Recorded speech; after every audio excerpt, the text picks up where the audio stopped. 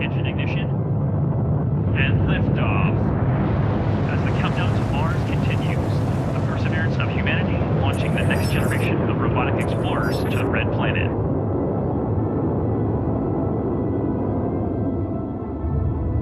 And Atlas TU has gone to closed-loop control.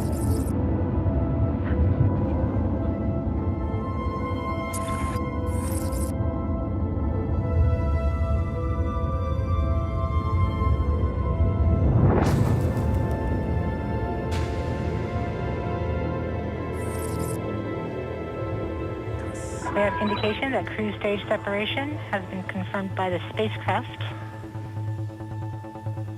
MRO reports the electro radio is powered on, ready to receive signals from the lander. We have confirmation of entry interface. Perseverance is currently going 5.3 kilometers per second at an altitude of about 18 février 2021. Le vaisseau porteur du rover Perseverance pénètre l'atmosphère martienne à plus de 20 000 km/h. Commence alors une série d'événements critiques qui doivent se dérouler sans aucune possibilité d'intervention humaine. We are starting the straighten up and fly right maneuver in preparation for parachute deploy. Pour les ingénieurs de la NASA et du CNES, ce sont 7 minutes de terreur qui commencent. Persévérance doit maintenant se poser en douceur sur la planète rouge, le cimetière d'une sonde martienne sur 3.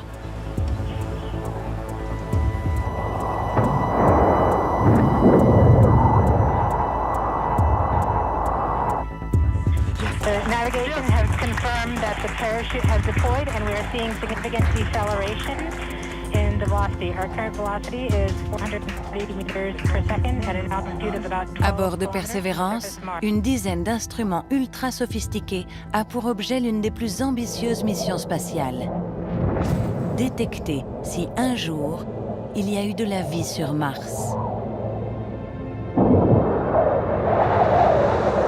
Perseverance is now slowed to subsonic speeds and the heat shield has been separated.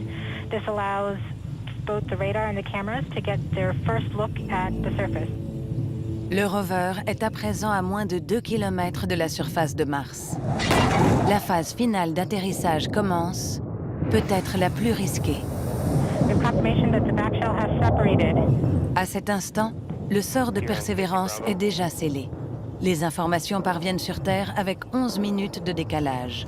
Soit le rover s'est posé correctement, soit il s'est écrasé. About 20 meters off the surface.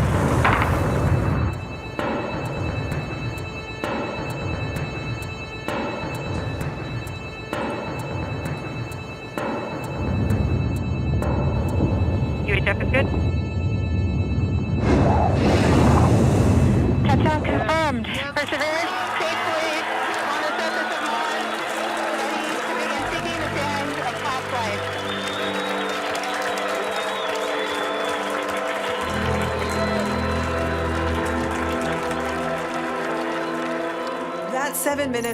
Ces 7 minutes ont été les plus courtes et les plus longues de ma vie. Pour moi, le moment vraiment spécial, ça a été quelques minutes après l'atterrissage, quand on a vu la première image de Mars. All stations, stand by for the images.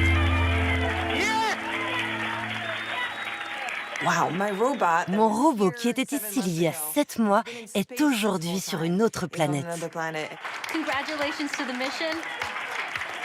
Cette photo n'est certes pas la première envoyée du sol martien, mais elle confirme que le rover Persévérance est a priori intact et parfaitement opérationnel. Grâce à lui, Mars va pouvoir révéler une partie de ses secrets.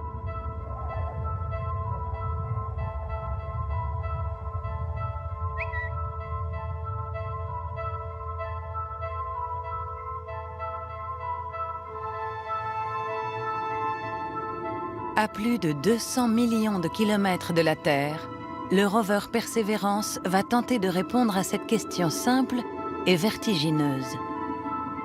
Mars a-t-elle un jour accueilli la vie? Pendant 1 an, il nous entraîne dans un voyage inédit à ses côtés.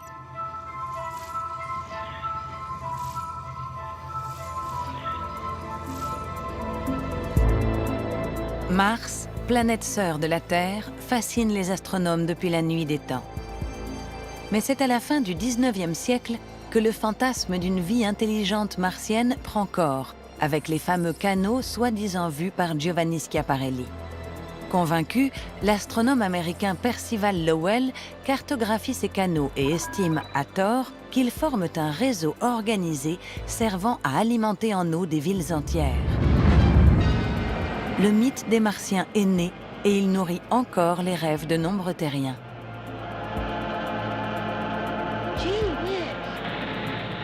Mais dans les années 60, dès que la technologie l'a permis, plusieurs sondes ont été envoyées espionner la surface de Mars. En vain. C'était Viking, en 1976, qui a recherché la vie sur Mars avec 3 expériences, et là on recherchait la vie vivante.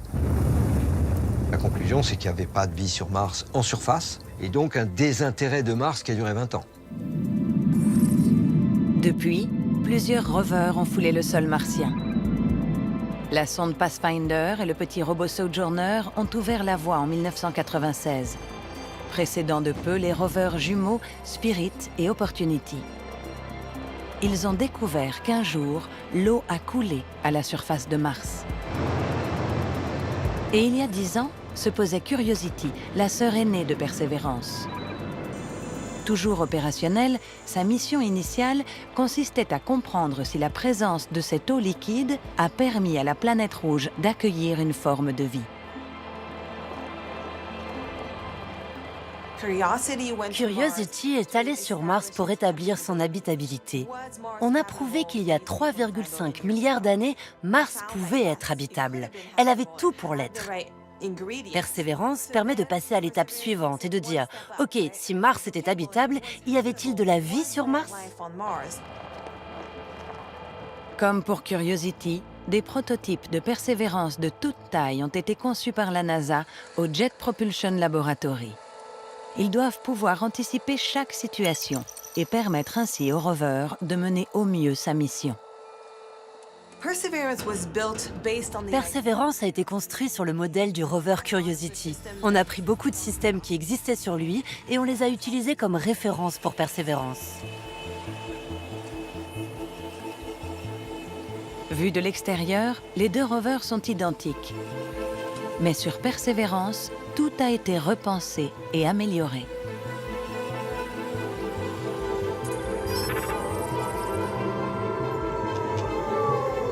Les passagers à bord de Persévérance sont des bijoux de technologie. Des caméras très haute résolution, des spectromètres, des lasers et un radar à pénétration de sol le disputent à un extracteur d'oxygène, une foreuse et un collecteur d'échantillons. Donc ce sont des véhicules qui sont très très complexes. C'est pour ça qu'un robot, c'est avant tout 150, 200, 300 scientifiques qui sont derrière. Il a fallu 6 ans pour le développer, le construire, le lancer et 7 mois de plus pour qu'il atterrisse sur Mars.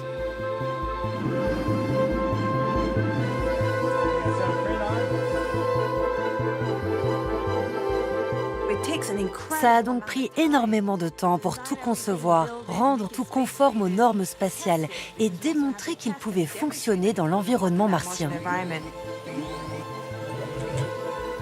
L'environnement martien est hostile, mais ce sont les températures extrêmes qui posent le plus de problèmes. Et Persévérance doit, en plus, produire sa propre énergie. Le problème des panneaux solaires sur Mars, c'est qu'on est tellement éloigné du Soleil qu'on a besoin d'une surface beaucoup plus grande pour obtenir la même énergie que sur Terre. Sur Mars, on a parfois des tempêtes de poussière et c'est souvent pour ça que les rovers cessent de fonctionner. On utilise donc une source nucléaire qui crée de la chaleur transformée en électricité.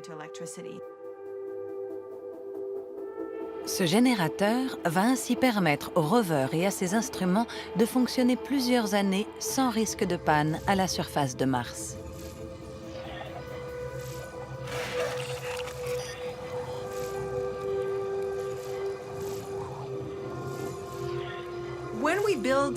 Une mission comme Perseverance, ce n'est pas seulement une mission américaine.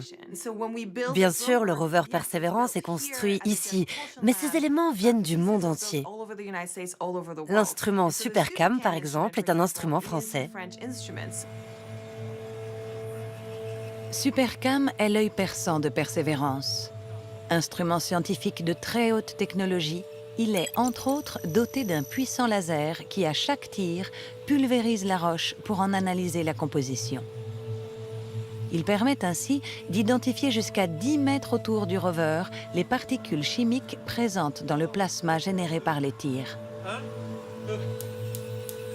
Je peux en revendiquer la paternité, mais enfin, on est deux, avec un Américain, Roger Wins, au Los Alamos National Lab, au Nouveau-Mexique. Un jour, on sur un bout de papier, on se dit, tiens, ça serait bien de faire une mesure de la chimie des roches et des sols de Mars. Et je lui ai dit, tu sais faire quoi, toi? Il m'a dit, nous, au labo, on sait faire des spectromètres, analyser la lumière. Et il m'a dit, et en France? Je lui ai dit, nous, en France, on est bon pour les lasers. Et donc, on s'est partagé, et puis voilà, 20 ans après, on a imaginé cet instrument SuperCam.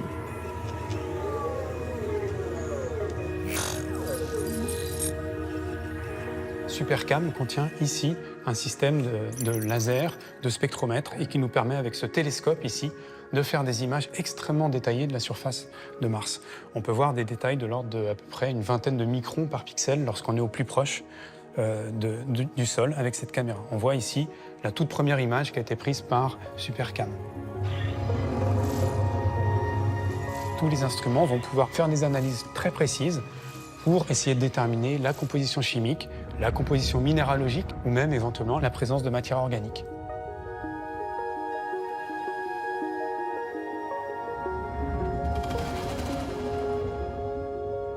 Les Américains disent de SuperCam que c'est un couteau suisse, c'est-à-dire c'est un peu l'outil à tout faire. Il est capable, à distance, et c'est ça sa force à l'instrument, c'est de regarder et de dire « Tiens, ça m'intéresse là-bas, je tire au laser. Un laser rouge, je fais la chimie. Un laser vert, je fais vibrer les molécules et je vois les liens moléculaires ou les structures moléculaires. Je regarde le réfléchi du soleil, l'infrarouge, je vois encore la signature moléculaire. » Et il y a également un micro sur SuperCam qui permet d'enregistrer les sons. Donc on peut écouter le vent sur Mars, on peut écouter aussi les éléments du rover lorsque les roues roulent sur des cailloux, par exemple, ou encore lorsque le laser fait des analyses sur les roches, on écoute les tic, tic, tic faites par les tirs laser, ce qui nous permet de remonter à des propriétés physiques de la roche. Est-ce qu'elle est dure, est-ce qu'elle est tendre ?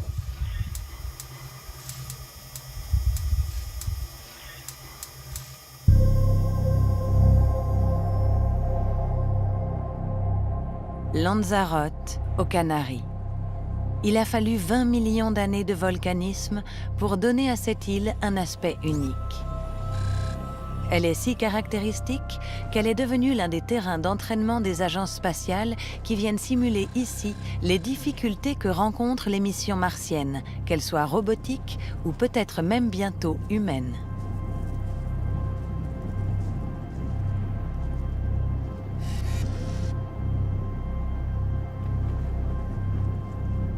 Charles Frankel est un géologue franco-américain. Spécialiste de la planète rouge, il a lui-même participé à plusieurs expériences de simulation martienne. Ici, ça ressemble vraiment à la planète Mars. Le paysage est volcanique, comme sur Mars. Là, en plus, on a un alignement le long d'une faille, ce qu'on trouve également sur la planète rouge. Et puis, c'est rouge, parce qu'effectivement, c'est oxydé, comme sur la planète Mars.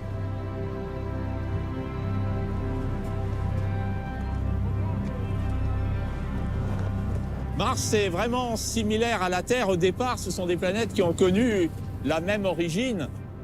Il y a eu une époque, en fait, bénie, où il y avait des rivières, des lacs qui se remplissaient. Et puis, en plus, il y avait un champ magnétique, un bouclier qui protégeait l'atmosphère d'être érodée par le vent solaire. Il y a 3,7 milliards d'années, c'est un moment charnière dans l'histoire de Mars, soudain, les choses changent. Le champ magnétique, venu du noyau martien, s'est arrêté net.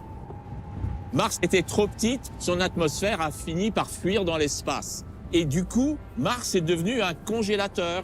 Il y a eu une espèce d'âge glaciaire qui soudain a pris contrôle de la planète rouge et elle n'allait plus jamais en sortir pour devenir finalement une planète morte aujourd'hui. Mars a-t-elle gardé la mémoire de son passé? C'est ce qu'espèrent tous les scientifiques.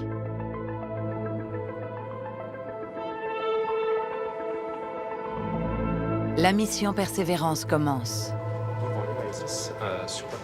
Les équipes du CNES et de la NASA se mettent au rythme de Mars.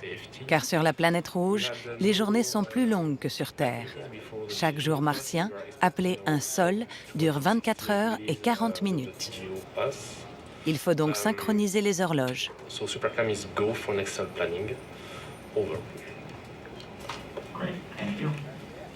On démarre notre mission. On se pose. On a une mission de référence de 3 ans. Si on tombe en panne avant 3 ans, là, on aura échoué.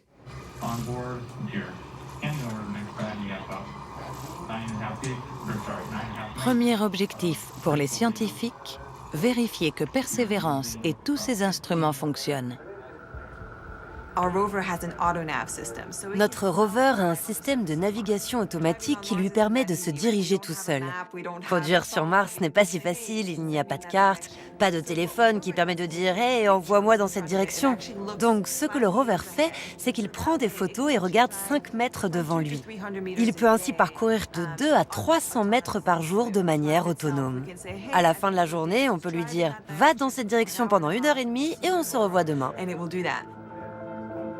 Communiquer avec Persévérance n'est pas simple. Même si les signaux se déplacent à la vitesse de la lumière, il faut au minimum 30 à 40 minutes pour établir le moindre dialogue avec le rover. Pour la première fois, un ordre de déplacement est donné. Et à 200 millions de kilomètres de la Terre, Persévérance se met en mouvement.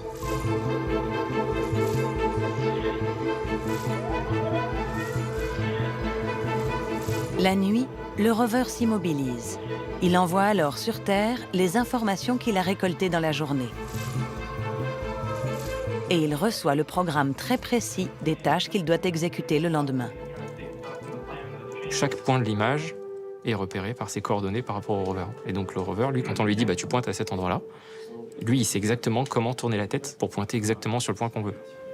Et après, on lui demande, voilà, tu fais 5 points alignés dans telle direction, avec le laser, avec l'infrarouge, avec des images.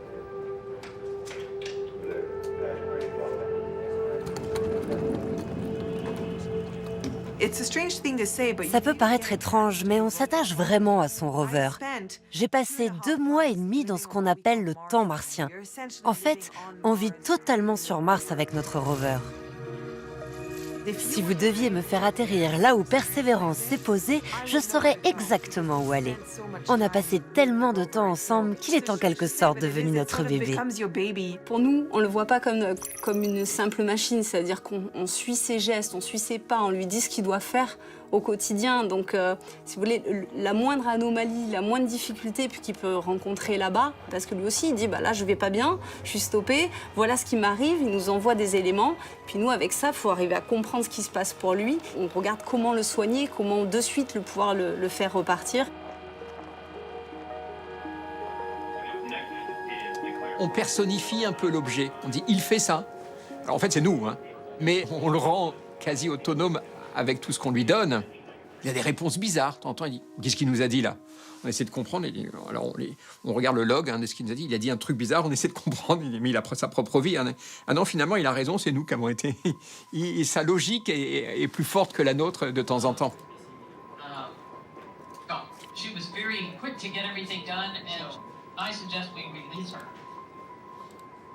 Le premier morceau, on l'a fait, c'était la recette.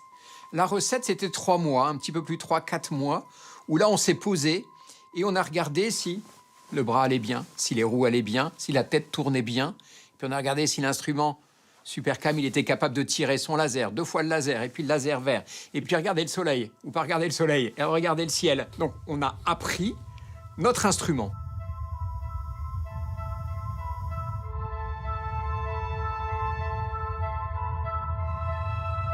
Supercam a même permis d'immortaliser pour la première fois une étonnante éclipse du Soleil par le petit satellite martien Phobos.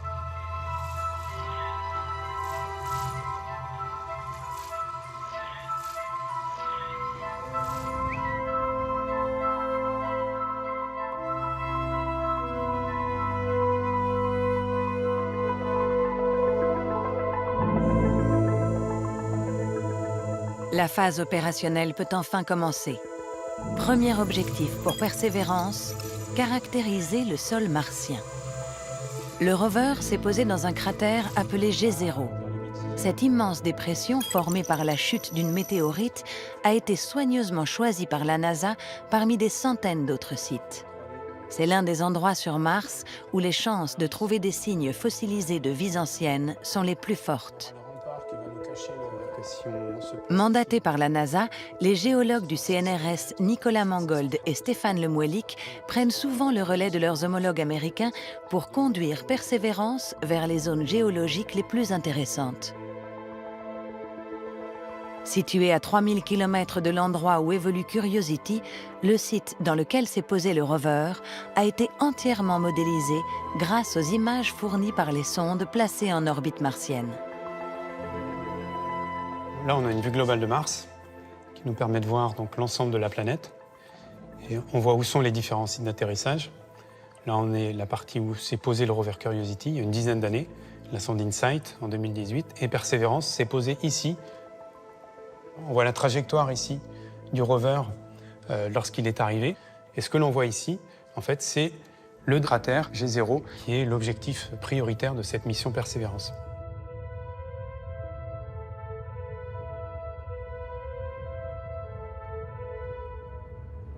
On a choisi le site G0, qui est un cratère d'impact très ancien, parce qu'il contient les traces d'un delta. On a vraiment la preuve qu'une rivière, autrefois, s'est jetée dans un lac, parce que pour avoir un delta, il faut avoir une rivière et un lac. C'est une dépression d'à peu près 45 km, avec un lac d'une centaine de mètres de profondeur, un peu plus grand que le lac Léman, et avec des dépôts sédimentaires, notamment un delta qui faisait 5 km3 et qui présente des sédiments sur à peu près 70 mètres d'épaisseur. L'idée avant tout, c'est la diversité. On veut des roches qui sont plutôt au fond de lac, des roches qui sont plutôt sur les flancs, les roches qui vont être sur le delta. Et donc on a choisi un site où, dans un espace assez proche, on peut trouver cette diversité. À présent, le but pour Persévérance est d'atteindre ce delta. Mais les puissantes caméras du rover dévoilent déjà le millefeuille géologique dont il est constitué.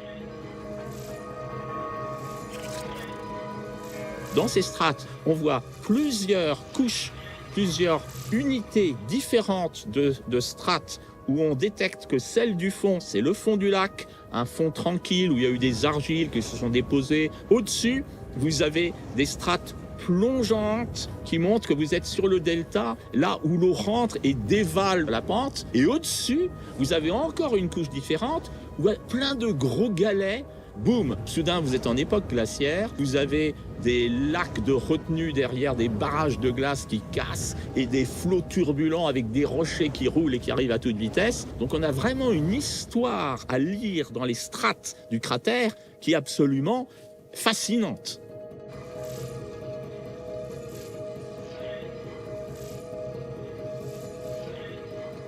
Un jour, le responsable de la caméra dit « Tiens, il y a une butte là-bas, si on prenait en photo la butte. Comme ça, elle est très loin, ça nous fera une référence. » On voit arriver la donnée, on dit « C'est merveilleux. On est au fond d'un lac fermé. » Et donc, on a des résultats. Les photos sont très révélatrices, mais la découverte virtuelle du cratère atteint ses limites. Il faut à présent se rendre directement dans la zone à étudier. Pour des raisons évidentes de sécurité, Persévérance avance lentement. En comparaison, les astronautes lunaires parcouraient en jeep 3 fois plus de distance en une seule journée que Persévérance ne le fait en un an.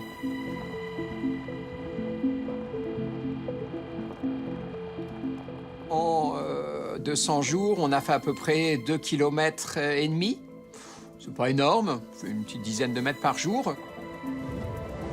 C'est suffisant pour travailler sereinement, mais c'est trop peu pour explorer l'immensité du cratère G0. Et chaque jour qui passe réduit les chances de rejoindre le delta tant convoité.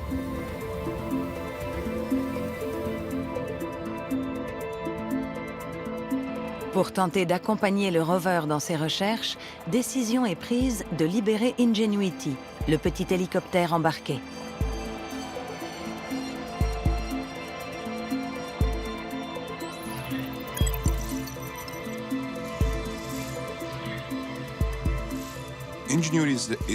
Ingenuity est un démonstrateur de technologie.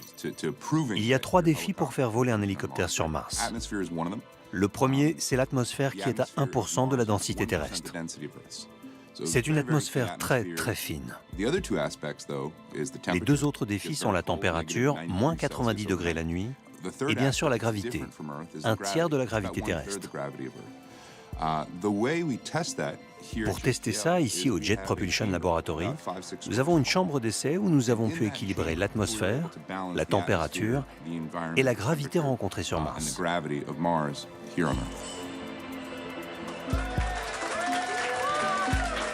Ingenuity pèse moins de 2 kg.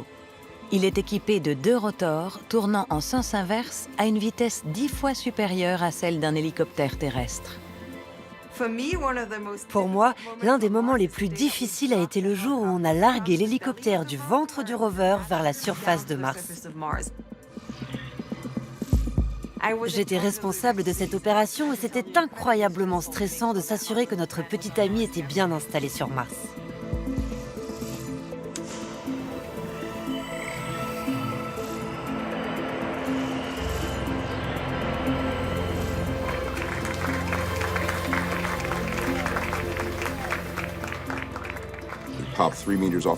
On a fait un bond à 3 mètres et plané pendant 39 secondes. Après ce premier vol, il en restait encore 4 pour compléter les 5 prévus sur 30 jours. Et heureusement, à la fin de ces 30 jours, Ingenuity fonctionnait encore.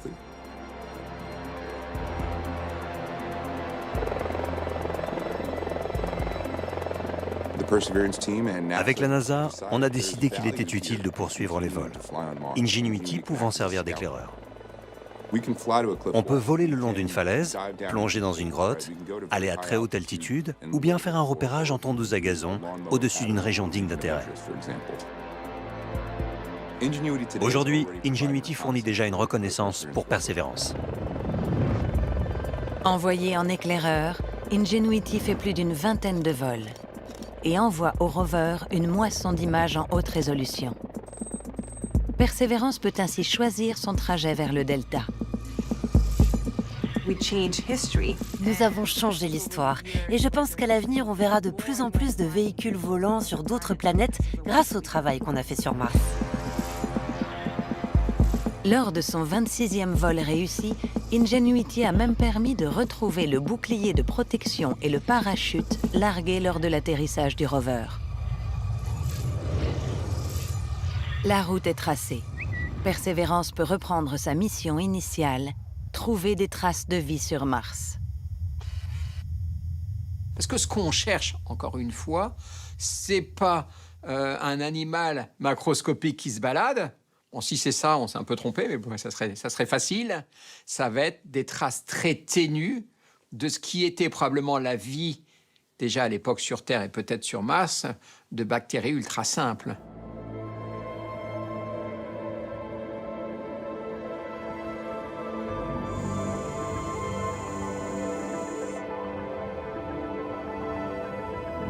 Michel Viseau est vétérinaire de formation et membre du Corps européen des astronautes. Aujourd'hui, il est surtout l'un des spécialistes mondiaux de l'exobiologie. Quand on parle de vie, et quand on parle de vie extraterrestre d'une façon générale, on s'attache à l'élément le plus simple qui sont la forme microbiologique, de microbes. Donc, si on trouve les traces d'une forme de vie bactérienne sur Mars, on a trouvé la vie. Point. On a trouvé une nouvelle forme de vie. Mais si on trouve une trace de vie concrète, même fossilisée, ça y est, il y a une deuxième forme de vie dans l'univers. Et c'est ça la réponse que l'on cherche. Après que ça a fait des petits bonshommes, sur Mars, ça n'a pas pu se produire.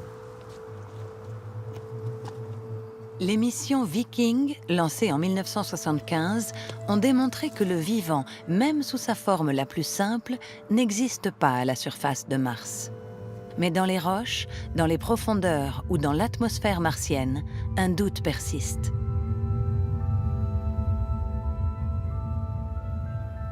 On a trouvé, disons, des indices qui pourraient laisser penser qu'une forme de vie pourrait exister actuellement.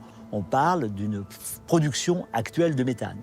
Ce méthane, dans l'ambiance martienne, a une durée de vie de quelques dizaines ou quelques centaines d'années. Si on trouve du méthane maintenant, ça veut dire qu'il est produit récemment. Ça veut dire que d'une façon ou d'une autre, au cœur de la planète, il y a un système qui produit du méthane. Ça peut être un système de type volcanique, pour simplifier, ou bien ça pourrait être de la vie.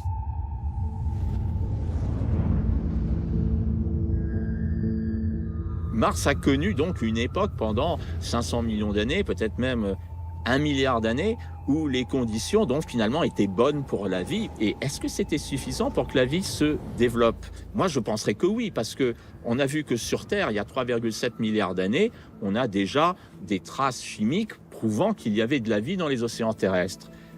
Personnellement, j'aimerais croire que la même chose s'est passée sur Mars. Et si cette vie a bien pris racine sur Mars, où est-elle aujourd'hui?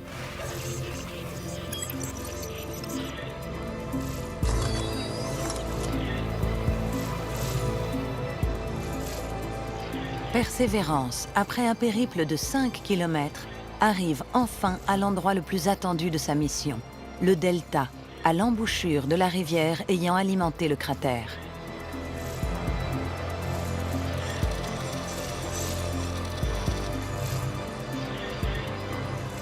Si jamais il y a eu un démarrage de quelque chose de vivant, d'une chimie prébiotique, eh bien, elle doit être concentrée assez facilement dans les carbonates, des phyllosilicates, des argiles. Donc ça fait des cibles privilégiées qu'on est en train de chercher.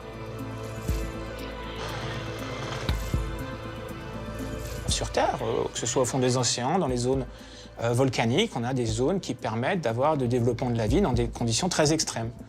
Et ces conditions extrêmes, on les a eues sur Mars probablement, mais on ne sait pas lesquelles ont favorisé la vie. On pense que certains organismes qui vivent aujourd'hui sur Terre dans des endroits bien particuliers pourraient, dans quelques micro-environnements, se développer sur Mars. Purificación López Garcia est une spécialiste des micro-organismes qui vivent en milieu extrême. Le site hydrothermal de Dalol, au nord de l'Éthiopie, est certainement le plus représentatif de ces écosystèmes dans lesquels toute vie semble impossible. Ici, les organismes unicellulaires vivent dans un gradient de température et d'acidité extrême. On trouve en bordure de Dalol des écosystèmes où on trouve la vie et surtout sous forme d'archées. Donc, c'est des petits micro-organismes comme des bactéries particulièrement bien adaptés à des conditions de température très élevées, jusqu'à 120 degrés environ, des niveaux de pH très variés, des systèmes très acides. Donc, l'étude de ces organismes extrémophiles nous permet de mieux définir des conditions où la vie aurait pu apparaître et perdurer dans d'autres systèmes en dehors de la Terre. Si une vie avait émergé sur Mars et pu se maintenir dans ces conditions, elle pourrait effectivement exister dans ces systèmes si tant est qu'il y ait des conditions d'eau liquide et la présence de sources d'énergie. On a aussi sur les sources thermales de Dalol des endroits où il y a de l'eau liquide, mais il n'y a pas la vie. Donc il faut faire très attention parce que justement, à Dalol, c'est un des endroits où on trouve des petites structures qui ressemblent à des microfossiles, mais qui n'en sont pas. Ce sont des structures minérales et donc ça rajoute à la confusion et ça illustre bien même sur Terre, les difficultés de trouver des bonnes signatures qui tracent vraiment du vivant. Donc les scientifiques qui doivent aller sur Mars doivent être sceptiques et évidemment mettre à son acquis tout type de techniques qui sont de plus en plus développées, mais être bien conscient aussi qu'on s'attaque à un problème qui n'a pas une solution facile. Un point positif pourrait néanmoins aider les chercheurs. Contrairement à celle de la Terre, la croûte de Mars n'a pas été renouvelée par la tectonique des plaques. Persévérance peut donc effectuer des recherches dans des argiles très anciennes. Et si la vie a existé sur Mars, ces argiles contiennent peut-être encore des composants du vivant, tels que de l'azote ou du carbone.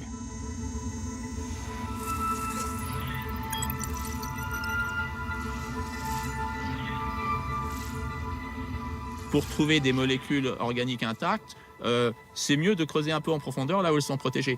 Et les quelques centimètres que permet le forage de Persévérance sont tout à fait suffisantes pour arriver au cœur d'un rocher où elles ont été protégées pendant des millions ou des milliards d'années. Ça devrait le faire.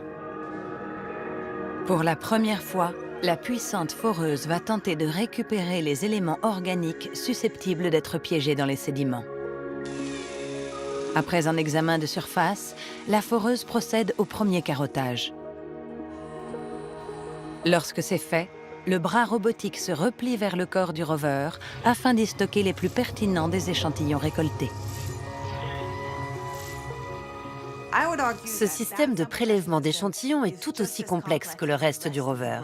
Il doit être capable d'extraire des carottes de la surface de Mars, de les traiter, de les mettre dans un tube, puis de passer ce tube avec un bras robotique à l'intérieur du rover qui prend alors des photos et fait des analyses instantanées de ces échantillons. Puis il les scelle pour pouvoir les conserver longtemps sur Mars. Il a ensuite la capacité de les déposer à la surface martienne. Et ces échantillons, on espère qu'ils vont être ramenés un jour pour être analysés en laboratoire, parce que pour faire des analyses de sédiments vraiment en détaillé, rien de mieux que des analyses de laboratoire avec des microscopes électroniques et de la chimie très haute résolution, ce qu'on ne peut pas faire à bord d'un rover.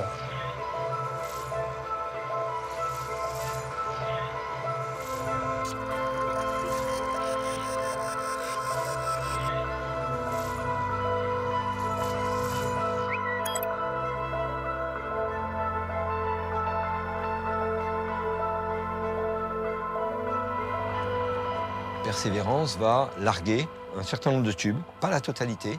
Donc plutôt que de faire un tas final avec tous les tubes en prenant le risque de tout perdre si la mission s'arrête avant, eh bien on fait des petits tas progressifs, tel le petit pousset qui sème ces petits tas de tubes.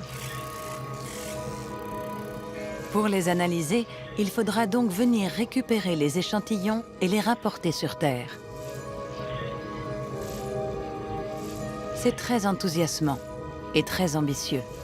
Surtout que pour le moment, personne ne sait comment faire.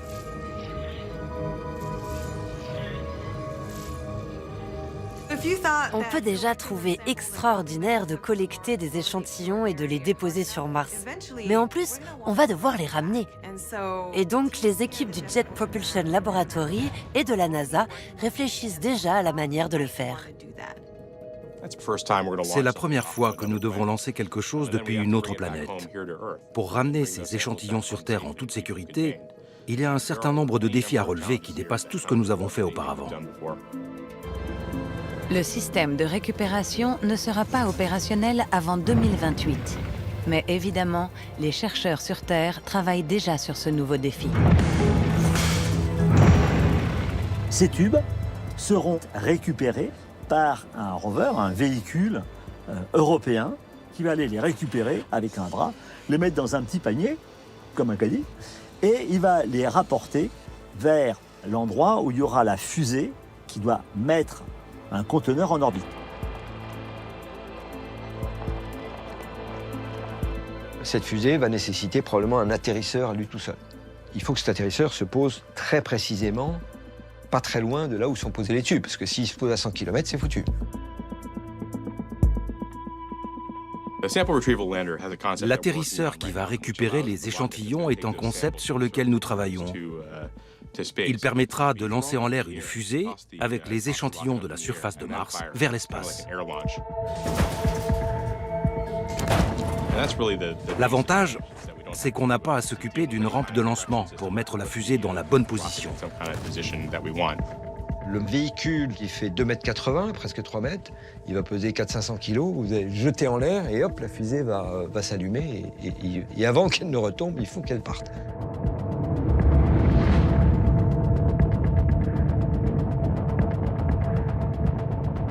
Une fois le conteneur en orbite autour de Mars, on devra le retrouver pour le ramener sur Terre.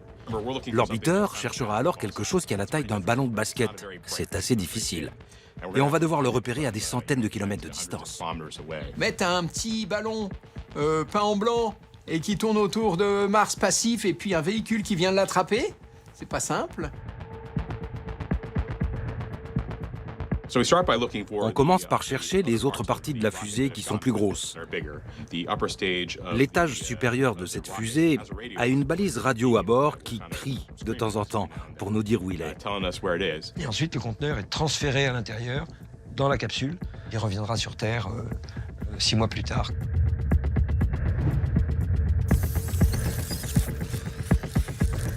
Le retour de la capsule vers notre planète devrait avoir lieu en 2030. Alors peut-être que dans quelques années, les laboratoires terrestres détecteront dans les échantillons récoltés une trace de vie extraterrestre.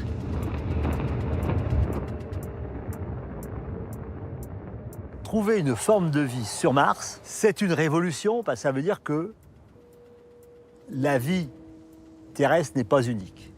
Si elle n'est pas unique, on rentre dans le raisonnement par récurrence, c'est-à-dire 1, 2. Si on trouve par hasard une troisième, il y en a partout. Si tout va bien, 500 grammes de roches martiennes et quelques tubes témoins reviendront sur la planète bleue. Il faudra s'assurer que les tubes contenant les échantillons n'auront pas été pollués par des molécules organiques terrestres apportées par Persévérance. Les risques de contamination sont faibles, mais ils peuvent avoir des conséquences terribles en faussant les résultats. Les premiers explorateurs de l'espace, donc dans les années 60, se sont souvenus d'une chose, c'est du manque de précaution de leurs prédécesseurs à eux. La diffusion des maladies lors de la découverte du Nouveau Monde est un chapitre assez malheureux de l'histoire de l'humanité, avec des échanges d'ailleurs dans les deux sens. Une pollution biologique terrestre à l'encontre d'une forme de vie martienne, une fois que la pollution est faite, c'est irrécupérable. Nous pourrions dire la même chose aussi d'une pollution de la vie terrestre par des formes de vie martienne. Un astronaute contaminé par une espèce martienne inconnue, que devient-il? Est-ce que l'on peut le ramener sur Terre? Est-ce qu'on va au contraire ne jamais le ramener sur Terre? Est-ce qu'on va le ramener sur Terre mais le laisser confiné jusqu'à la fin de sa vie? Il y a tout ce qu'il faut en termes de films de science-fiction pour imaginer ce genre de choses. Beaucoup de précautions devront être prises, mais les humains iront sur la planète rouge. C'est inéluctable. Cependant, avant même de penser à en revenir, ils devront d'abord apprendre à survivre sur Mars.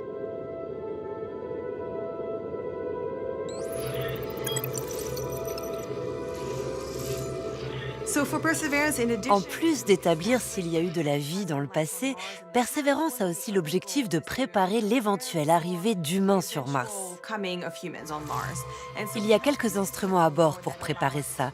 Il y a le MEDA Instrument, une station météo qui permet de comprendre les régimes climatiques sur Mars, comme le vent, mais aussi la pression de la poussière. Il existe aussi un radar à pénétration qui nous permet de comprendre la structure du sol. Si nous voulons un jour construire quelque chose sur Mars, il est vraiment important de connaître le régolithe martien.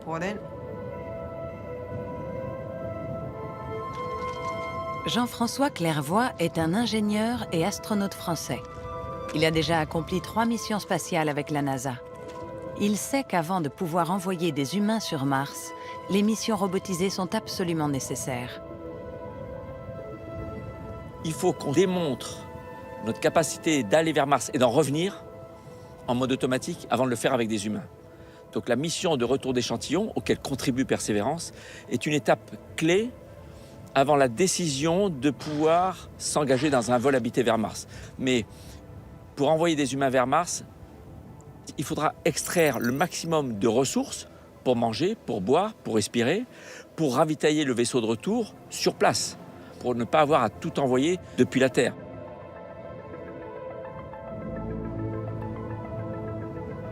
Se poser sur Mars avec 30 tonnes de consommables embarqués, dont de l'oxygène, pour y passer quelques mois est impossible. Mais Persévérance peut déjà aider à trouver des solutions. Persévérance ne fait pas qu'étudier la géologie sur Mars. Persévérance prépare l'arrivée de l'homme sur Mars parce qu'il a sur son flanc une petite boîte qui s'appelle MOXIE, qui fait la taille d'une batterie de voiture, 17 kg, et qui transforme l'atmosphère martienne en oxygène respirable. Il y a moins de 1% d'air à la surface de Mars.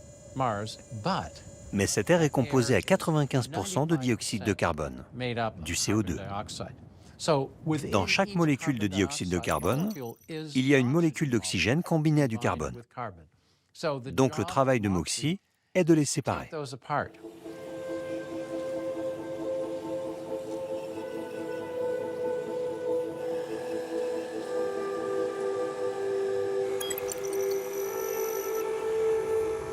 Alors, comment est-ce que MOXIE fonctionne? Il aspire le dioxyde de carbone de l'atmosphère martienne, il le fait passer dans une machine à électrolyse qui va dissocier la molécule en un atome d'oxygène, rejeter le CO restant du monoxyde de carbone dont il n'a plus besoin dans l'atmosphère, et ainsi il va amasser des atomes d'oxygène qui vont se combiner pour faire des molécules de dioxygène respirables. Vous et moi, nous avons besoin de 20 à 30 grammes d'oxygène par heure pour vivre et vaquer à nos occupations. Jusqu'à présent, MOXIE a fonctionné 8 fois sur Mars et a produit un peu plus de 50 grammes d'oxygène, ce qui nous permettrait de rester en vie quelques heures. Avec une version plus grande de MOXIE, on espère fabriquer tout cet oxygène sur place pour soutenir une mission humaine sur Mars.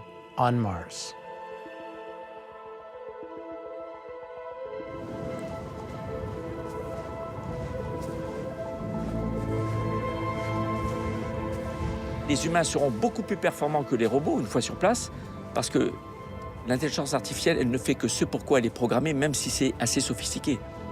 Vous ne verrez jamais un robot s'exclamer « Oh, regarde !»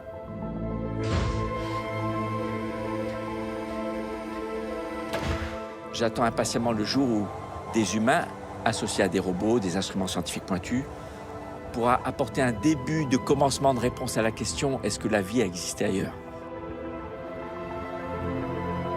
La question est fondamentale.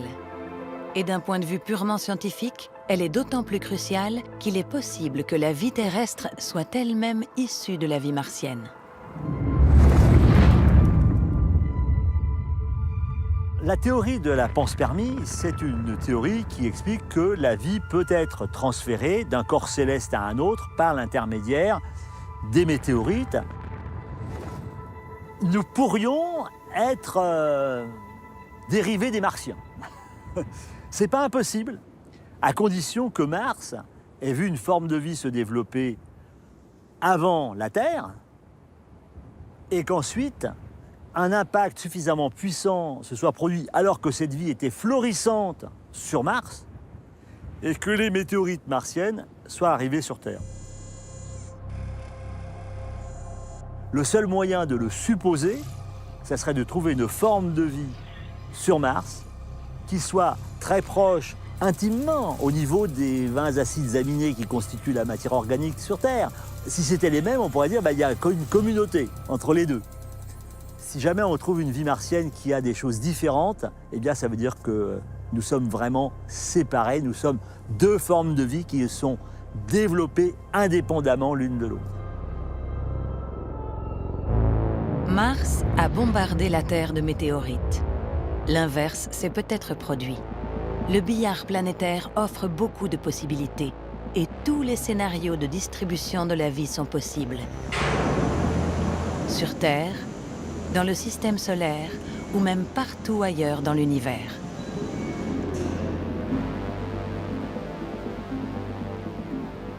Cette question de la pluralité des mondes, de la vie extraterrestre, hante l'esprit des philosophes, des théologiens et des scientifiques plus récemment. Sommes-nous seuls? Ça peut déjà créer deux sentiments. Soit le fait de dire « j'ai peur d'être tout seul ». Ça peut être terrifiant, ne serait-ce qu'en termes de responsabilité. Si demain nous disparaissons de cette planète, il n'y aura plus jamais de vie dans l'univers. Ça peut aussi nous faire peur parce qu'on se dit, mais si demain nous découvrons d'autres formes de vie, alors nous ne sommes pas seuls, nous ne sommes pas les plus beaux, nous ne sommes pas les plus intelligents, Et ça, notre ego en prend un sacré coup. Et pour certaines philosophies, pour certaines religions, c'est assez difficile de l'admettre.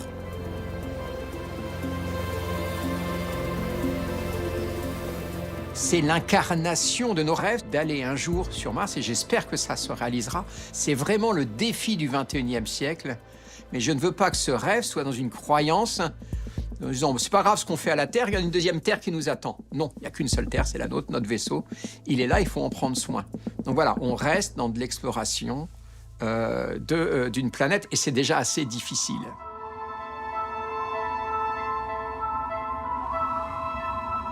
Je ne sais pas qui a eu l'idée de ce nom de persévérance, mais je trouve l'idée assez extraordinaire parce que persévérer, c'est une des grandes qualités du chercheur. Persévérance, c'est au fond le nom que nous pourrions donner à tous les programmes scientifiques de l'histoire et du monde entier.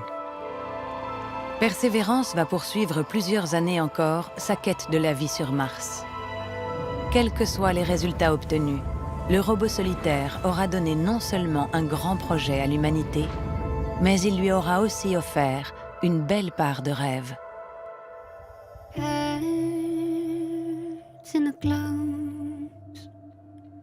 All I do is dream and facing the stars. All of them are blinking, and I feel small, and I love to know that there's no